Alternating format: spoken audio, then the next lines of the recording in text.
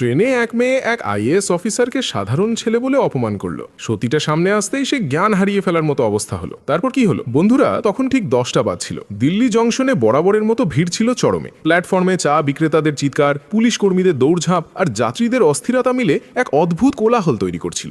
এই ভিড়ের মাঝে সাধারণ পোশাকে কাঁধে একটা ব্যাগ ঝুলিয়ে এক যুবক শান্ত হয়ে দাঁড়িয়েছিল। তার চোখে মুখে আত্মবিশ্বাস ঠিকরে পড়ছিল, কিন্তু দেখতে তাকে একদম সাধারণ 5টা ছেলের মতোই লাগছিল। তাকে দেখে কেউ বলতেই পারতো না যে তিনি একজন আইএএস অফিসার। তার নাম ছিল অভয়। অভয় প্রয়াগরাজ যাচ্ছিলেন। একটি গুরুত্বপূর্ণ মামলার তদন্ত চলাকালীন তিনি সব সময় সাদামাটা থাকতেই পছন্দ করতেন। সেই কারণেই তিনি নিজের পরিচয় প্রকাশ করেননি। ট্রেন আসতে তখনও কিছুটা সময় বাকি ছিল, তাই তিনি প্ল্যাটফর্মের একটি বেঞ্চে বসে লোকজনকে লক্ষ্য করতে লাগলেন। মানুষের ব্যবহার বুঝতে তার ভালো লাগতো। তখনই পাশে কিছু একটা ঘটলো। একটি মেয়ে তার 2-3 জন বন্ধুর সাথে প্ল্যাটফর্মে এলো। তার মুখে আত্মবিশ্বাসের অভাব থাকলেও অহংকার স্পষ্ট ফুটে উঠছিল। দামি পোশাক, হাতে ফাইল আর চেহারায় এমন একটা ভাব যেন সে দুনিয়ার সবথেকে খাস মানুষ। তার নাম ছিল কাব্য। কাব্যের হাতে নিয়োগপত্র ছিল। প্রয়াগরাজ কালেক্টর অফিসে ক্লার্ক পদে তার নিয়োগ হয়েছে। এটি ছিল তার প্রথম চাকরি, আর সেই কারণেই সে নিজেকে খুব স্পেশাল মনে করছিল। অবশেষে তার পরিশ্রম কাজে লেগেছে। সে তার বন্ধুদের বলল এখন জীবন বদলে গেছে। তার বন্ধুরাও তার কথাই সায় দিচ্ছিল। কেউ রসিকতা করে বলল এখন তো আমাদের ভুলেই যাবি। কাব্য হেসে বলল না রে, কিন্তু এখন তো লেভেলটাই আলাদা। ইতিমধ্যেই ট্রেন প্ল্যাটফর্মে চলে এলো। সব যাত্রী নিজ নিজ সিটের দিকে এগোতে লাগলেন।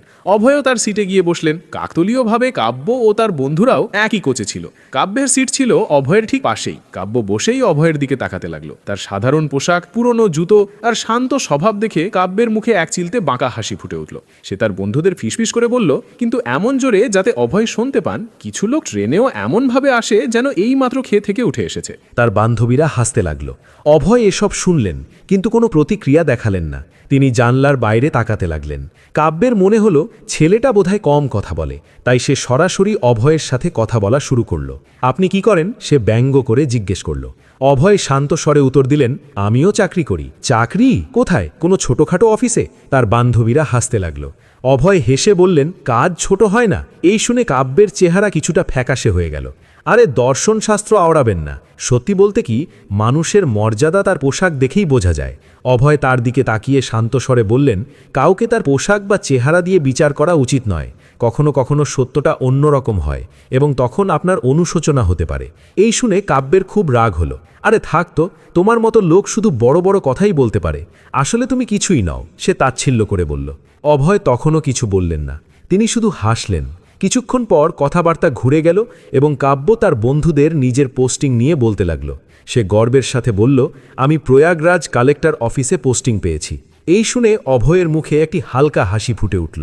তার মনে একটা চিন্তা এলো, ও তাহলে সে আমার অফিসেই আসছে। এখন সে পুরো মজাটাই নিতে যাচ্ছিল। তিনি কিছু বললেন না, শুধু চুপচাপ বসে রইলেন। ট্রেন তার গতিতে চলছিল, কিন্তু সেই কোচের পরিবেশ অদ্ভুত হয়ে গিয়েছিল। কাব্য এবং তার বান্ধবীরা অভয়কে বারবার উপহাস করছিল, এবং প্রতিবার অভয় কোনো কথা না বলে সব সহ্য করে নিচ্ছিলেন। তার মনে শুধু একটা কথাই চলছিল, মাঝে মাঝে মানুষের নিজের ভুল নিজেই বোঝা উচিত। রাত আস্তে আস্তে পার হলো এবং সকালে ট্রেন প্রয়াগরাজে পৌঁছল। স্টেশনে নামার পরেই দুজনে নিজ নিজ পথে চলতে শুরু করলেন। কাব্য তার নতুন স্বপ্ন নিয়ে বাড়ির দিকে এগোচ্ছিল, আর অভয় তার কর্তব্যের দিকে। কাব্য জানত না যে লোকটিকে সে এত অপমান করেছে, তিনিই তার জীবনের সবচেয়ে বড় শিক্ষা হতে চলেছেন।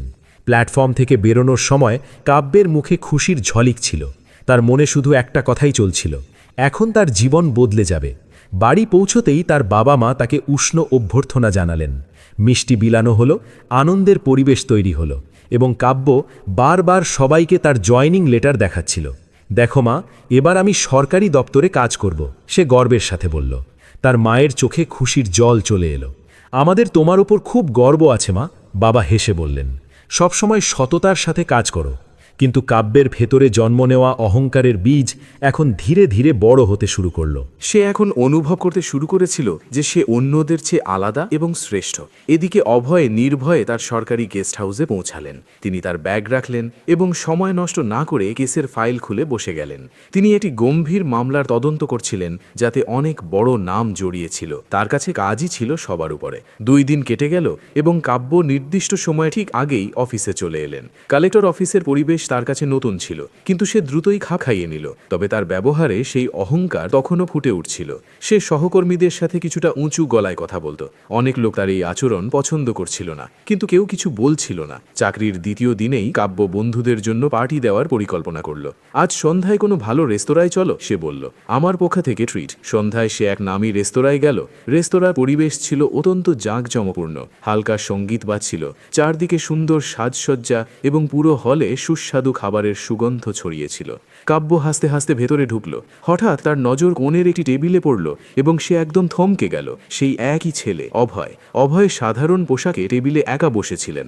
তার সামনে মেনু খোলা ছিল এবং তিনি এইমাত্র অর্ডার দিয়েছেন। তিনি একজন সাধারণ ছাত্রের মতো শান্তভাবে বসেছিলেন, যেন নিজের চিন্তায় ডুবে আছেন। কাব্যের মুখে সেই একই ঘৃণায় ভরা হাসি ফিরে এলো। ও, এ তো সেই ছেলেটি, সে তার বন্ধুদের বলল। সে সোজা অভয় টেবিলের কাছে চলে গেল। বাহ, সে রাগের সাথে বলল, আপনি এখানে এত দামি রেস্তোরাঁয়? অভয় তাকে ধীরে করে দেখলেন, কিন্তু কিছু বললেন না। কাব্য হাসতে হাসতে বলল, আমার মনে হয় আজ আপনি খুব সাহসী হয়ে গেছেন। নাকি মেনু দেখেই ফিরে যাওয়ার ইচ্ছে আছে? তার বান্ধবীরা জোরে হেসে উঠল। অভয় শান্ত হয়ে বসেছিলেন। তখনই ওয়েটার খাবার নিয়ে এলো এবং অভয়ের সামনে প্লেট রাখলো। কাব্য থালার দিকে তাকালো এবং তারপর তাচ্ছিল্য করে বলল, ও, আপনি সত্যিই অর্ডার দিয়ে দিলেন? আশা করি বিল মেটানোর জন্য টাকা আছে। অভয় শুধু একটু হাসলেন এবং কিছু না বলে খাওয়া শুরু করলেন। কাব্য তার চুপ থাকা দেখে অবাক হয়ে গেল। কি হলো, কথা বলছেন না কেন? নাকি ভয় পেয়ে গেছেন? সে আবার ব্যঙ্গ করল, কিন্তু অভয় কোনো উত্তর দিলেন না। তিনি খুব প্রশান্তির সাথে খাবার খেলেন, যেন এসব কথায় তার কোনো ভ্রুক্ষেপই নেই। কিছুক্ষণ পর তিনি শান্তভাবে জল খেলেন, রুমাল দিয়ে হাত মুছলেন এবং চুপচাপ উঠে বিল কাউন্টারের দিকে হাঁটতে লাগলেন। বিল মেটানোর পর তিনি পিছন ফিরে না তাকিয়েই চলে গেলেন। কাব্য কাঁধ ঝাঁকিয়ে হাসতে হাসতে বলল, এটা তো অদ্ভুত মানুষ, না কোনো উত্তর, না কোনো প্রতিক্রিয়া। এরপর সে তার বন্ধুদের সাথে নিজে টেবিলে ফিরে এলো এবং খাবার খেতে শুরু করলো। কিন্তু তার মনে কোথাও না কোথাও এই প্রশ্নটা অবশ্যই জাগছিল, এই ছেলেটা এত চুপ কেন থাকে? অন্যদিকে অভয় রেস্তোরাঁ থেকে বের হতে হতে এটাই ভাবছিলেন। কিছু লোক ততক্ষণ বোঝে না যতক্ষণ জীবন তাদের আয়না না দেখায়। পরের দিন অফিসের পরিবেশ স্বাভাবিক ছিল। কাব্য তার টেবিলে রাখা ফাইলগুলো দেখছিল। তাকে একটি গুরুত্বপূর্ণ ফাইল তৈরি করতে হয়েছিল, যাতে সিনিয়রদের স্বাক্ষর বা সই প্রয়োজন ছিল। সে খুব একটা খেয়াল না করে দ্রুত ফাইলটি তৈরি করে নিল। ব্যাস, এখন এটাতে সই করালেই কাজ শেষ, সে ভাবল। ফাইলটি নিয়ে সে অফিসের কেবিনের দিকে হাঁটা শুরু করলো। সে আত্মবিশ্বাসে ভরপুর ছিল, কিন্তু সে জানতো না যে পরের কয়েক মুহূর্তেই তার জীবন বদলে যাবে। সে দরজায় নক করে ভেতরে ঢুকেই সামনে বসে থাকা অফিসারের দিকে তার নজর পড়ল, আর সে এক মুহূর্তের মধ্যে জমে গেল। তার চোখ ফেটে জল আসছিল। সে অভয় ছিল। কাব্যের হাত থেকে ফাইলটি প্রায় পড়েই যাচ্ছিল। তার চেহারা ফ্যাকাশে হয়ে গেল এবং হৃদস্পন্দন বেড়ে গেল। সেই মানুষটি যাকে সে ট্রেনে এবং রেস্তোরাঁয় বারবার অপমান করেছিল, তিনিই ছিলেন তার বস, IAS অফিসার। সেই মুহূর্তে তার সব কিছু মনে পড়তে লাগলো। প্রতিটি কটাক্ষ, প্রতিটি কুৎসিত হাসি, প্রতিটি অপমান। তার অহংকার মুহূর্তের মধ্যে চুরমার হয়ে গেল। অভয় তার দিকে তাকালেন। এবারও তার চোখে সেই শান্তি ছিল, কিন্তু সাথে সাথে একটি গভীর গাম্ভীর্যও ছিল। কামরায় পিন পতন নীরবতা ছেয়ে গেল। কাব্যের কাছে এখন বলার মতো কোনো শব্দ ছিল না। কেবিনে নিস্তব্ধতা বিরাজ করছিল, যেন সময় থমকে গেছে। কাব্যের হাতে ফাইল কাঁপছিল এবং অপমান এবং লজ্জায় তার চোখ নিচু হয়েছিল। তার মনে শুধু একটা কথাই ঘুরছিল, যাকে আমি সাধারণ ভাবলাম তিনিই আমার বস। অভয় চুপচাপ তার চেয়ারে বসে রইলেন। কিছুক্ষণ কাব্যের দিকে তাকালেন, তারপর ধীরে করে বললেন, ভেতরে আসুন মিস কাব্য। তার কণ্ঠে রাগ ছিল না, কিন্তু স্বরে ছিল একটি অদ্ভুত তীব্রতা। কাব্য ধীরে ধীরে এগিয়ে গেল এবং ফাইলটি টেবিলের উপর রাখল। তার ঠোঁট শুকিয়ে যাচ্ছিল এবং শব্দ গলায় আটকে যাচ্ছিল। স্যার, সে কিছু বলার চেষ্টা করল, কিন্তু স্বর হঠাৎ বন্ধ হয়ে গেল। অভয় তাকে মাঝপথেই থামিয়ে দিলেন। আগে আমাকে ফাইল দিন। কাব্য দ্রুত ফাইলটি এগিয়ে দিল। অভয় ফাইল খুললেন এবং মনোযোগ দিয়ে পড়তে লাগলেন। কামরায় আবার সেই নীরবতা নেমে আসলো। শুধু পাতা উল্টানোর শব্দ শোনা যাচ্ছিল। কিছুক্ষণ পর অভয় ফাইল বন্ধ করলেন এবং গভীর দৃষ্টিতে কাব্যের দিকে তাকালেন। আপনি কি এই ফাইল তৈরি করেছেন? তিনি জিজ্ঞেস করলেন। জি স্যার, কাব্য মাথা নিচু করে উত্তর দিল।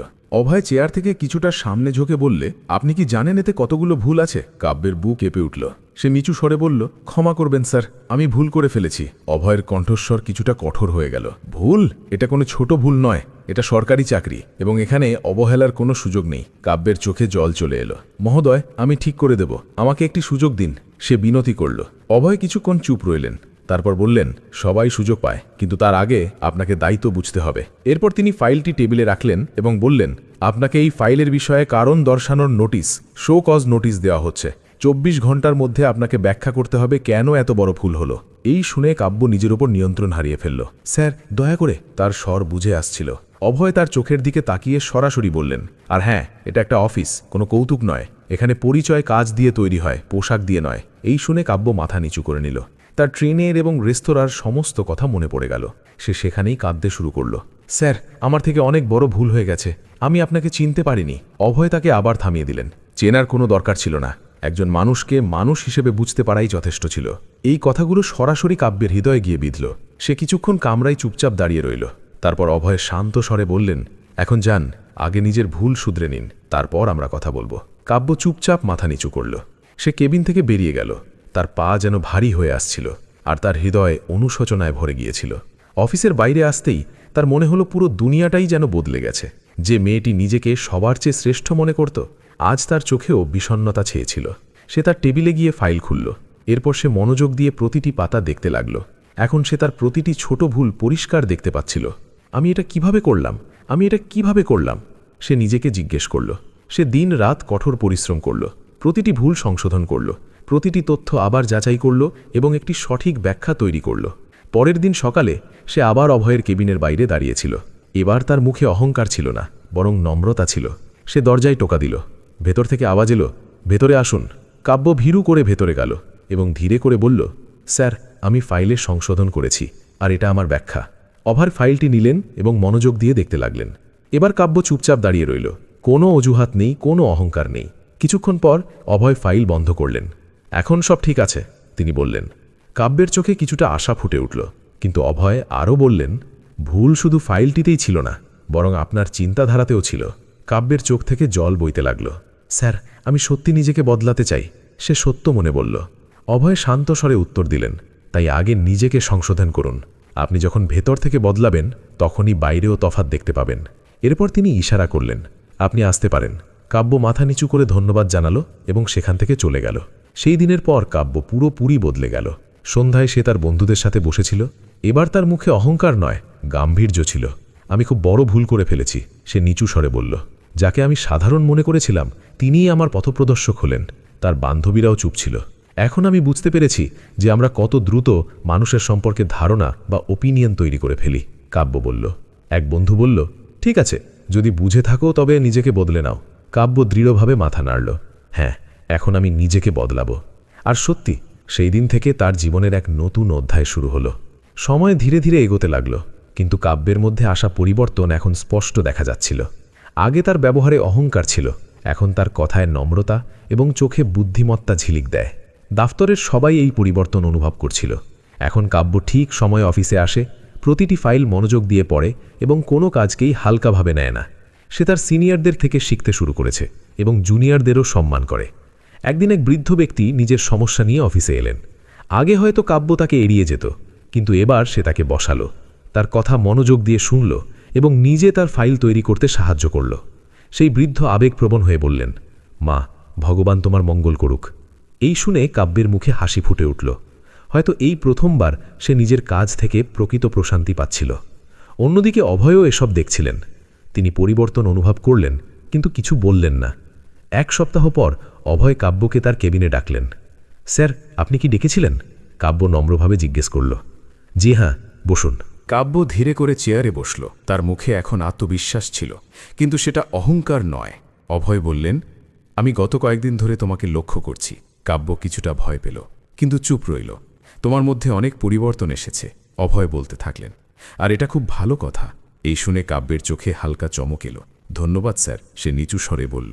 অভয় হাসলেন এবং বললেন, তোমার কি মনে আছে তুমি ট্রেনে কি বলেছিলে? কাব্যের মুখ সাথে সাথে নিচু হয়ে গেল।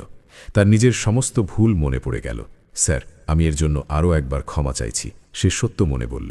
অভয়ে শান্ত স্বরে উত্তর দিলেন, যখন কোনো মানুষ নিজেকে বদলায় তখন ক্ষমা চাওয়াটাও গুরুত্বপূর্ণ, আর আপনি সেটা করে দেখিয়েছেন। কাব্যের চোখ থেকে জল বইতে লাগল। তবে এবার এই জল অপমানের নয়, বরং স্বস্তি ও খুশির। অভয় আরও বললেন, জীবনের সবচেয়ে বড় জয় এটাই যে আমরা আমাদের ভুল থেকে শিখি। এক মুহূর্তের জন্য দুজনের মধ্যে নীরবতা ছেয়ে গেল। তারপর অভয় ধীরে করে বললেন, আর হ্যাঁ, এখন মানুষকে তাদের পোশাক দিয়ে বিচার করবেন না তো? কাব্য হালকা হাসির সাথে জবাব দিল, না স্যার, এখন আমি মানুষকে তার ব্যবহার দিয়ে চিনি। অভয় সন্তুষ্টির সাথে মাথা নাড়লেন। এটাই সঠিক উপায়। সেই দিনের পর থেকে কাব্য আরও বেশি পরিশ্রম করতে লাগল। সে দফতরের একজন বিশ্বস্ত কর্মচারী হয়ে উঠল। এখন মানুষ তার চাকরির জন্য নয়, বরং তার ব্যবহারের জন্য তার প্রশংসা করে। ধীরে ধীরে তার পরিচয় বদলে গেল। একদিন সেই একই রেস্তোরাঁয় যেখানে সে অভয়কে উপহাস করেছিল, তার জীবনে আবার ফিরে এলো। এবার সে শান্ত মনে একা সেখানে গেল। সে একটি টেবিলে বসল এবং চুপচাপ ভাবতে লাগল, একটি ছোট ভুল আমাকে এত বড় শিক্ষা কিভাবে দিল। তখনই সে তার সামনে দেখল অভয় সেখানেই দাঁড়িয়ে আছেন। এবার কাব্য নিজে উঠে তার কাছে গেল। সে হাসি মুখে বলল, স্যার, আপনি যদি ফ্রি থাকেন তবে কি আমার সাথে কফি খেতে পারেন? অভয় হালকা হাসির সাথে বললেন, কেন নয়। দুজনে একসাথে বসলেন। এবার পরিবেশ ছিল একেবারে আলাদা। না ছিল কোনো অহংকার, না কোনো কটাক্ষ, শুধু ছিল সম্মান ও বোঝাপড়া। কাব্য বলল, ধন্যবাদ স্যার, আমাকে বদলে দেবার জন্য। অভয় উত্তর দিলেন, আমি কিছু করিনি, তুমি নিজেই বদলে গেছ। কিছুক্ষণ দুজনে কথা বললেন। তারপর অভয় উঠলেন এবং বললেন, ব্যাস, এভাবেই থেকো, এটাই তোমার আসল পরিচয়। কাব্য মাথা নাড়ল। এখন তার মনে এক নতুন শান্তি ছিল। সে বুঝতে পেরেছিল যে আসল সৌন্দর্য পোশাকে বা বাহ্যিক হাবভাবে নয়, বরং মানুষের ব্যবহারে থাকে। গল্পের শিক্ষা হল, কাউকে তার পোশাক, রূপ বা বাহ্যিক চাকচিক্য দেখে বিচার করা উচিত নয়। আসল পরিচয় কর্ম এবং ব্যবহারের মাধ্যমে হয়। অহংকার মানুষকে পতনের দিকে নিয়ে যায়, আর বিনয় তাকে উচ্চতায় নিয়ে যায়। বন্ধুরা, এবার আপনাদের কাছে আমার একটি প্রশ্ন। যদি আপনি অভয়ের জায়গায় হতেন এবং কেউ আপনাকে না জেনে বারবার অপমান করত, তবে আপনি কি করতেন? আপনি কি তাকে তখনই ক্ষমা করে দিতেন, নাকি অভয়ের মতো সঠিক সময়ের অপেক্ষা করতেন এবং তাকে তার ভুল অনুভব করাতেন? ভাবুন, আপনি কি করতেন? তো বন্ধুরা, আমাদের কমেন্টে অবশ্যই জানান আপনার এই গল্পটি কেমন লেগেছে। আর আমাদের চ্যানেলটি লাইক এবং সাবস্ক্রাইব করতে ভুলবেন না। আর দয়া করে কমেন্টে নিজের নাম এবং শহরের নাম অবশ্যই লিখবেন, যাতে আমরা আপনাদের ভালোবাসা ও সমর্থন অনুভব করতে পারি। তাহলে চলুন, আর একটি হৃদয়স্পর্শী সত্য গল্পের সাথে আবার দেখা হবে। জয় হিন্দ, জয় ভারত।